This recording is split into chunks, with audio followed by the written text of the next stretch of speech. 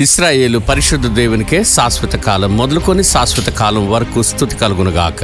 కీర్తన 138:3. నేను మొర్ర పెట్టిన దినమున నీవు నాకు ఉత్తరమిచ్చితివి, నా ప్రాణములో త్రాణ పుట్టించి నన్ను ధైర్యపరిచితివి. మన దేవుడు మనల్ని ధైర్యపరిచేవాడు. ద్వితీయోపదేశకాండం 31:5లో నిబ్బరము కలిగి ధైర్యముగా ఉండమని ప్రభు చెప్పిన మాటలు జ్ఞాపకం చేయబడ్డాయి. ద్వితీయోపదేశకాండం 31:7లో కూడా నిబ్బరము కలిగి ధైర్యముగా ఉండమని మరొకసారి ప్రభు మాటలు జ్ఞాపకం చేయబడ్డాయి. యెహోషువ 1:6లోను 7లోను నిబ్బరము కలిగి ధైర్యముగా ఉండుము అనే మాటలు చెప్పబడ్డాయి. దేవుని మాటలను బట్టి ధైర్యం తెచ్చుకుని ఇశ్రాయేలు గురించి న్యాయాధిపతులు 5:2లోను 20:22లోను చెప్పబడింది. యోహాను సువార్త 16:33లో లోకములో మీకు శ్రమ కలుగును అయినను ధైర్యము తెచ్చుకునుడని లోకాన్ని జయించిన ప్రభు చెప్పిన మాటలు జ్ఞాపకం చేయబడ్డాయి. ప్రాణ భయంతో బిక్కుబిక్కుమంటూ ప్రయాణం చేస్తున్న వాడలోని వారికి ధైర్యము తెచ్చుకునుడని ప్రభు మాటను బట్టి ధైర్యపరిచిన అపోస్తులైన పౌలు మాటలు అపోస్తుల కార్యం 27వ అధ్యాయంలో ప్రస్తావించబడ్డాయి.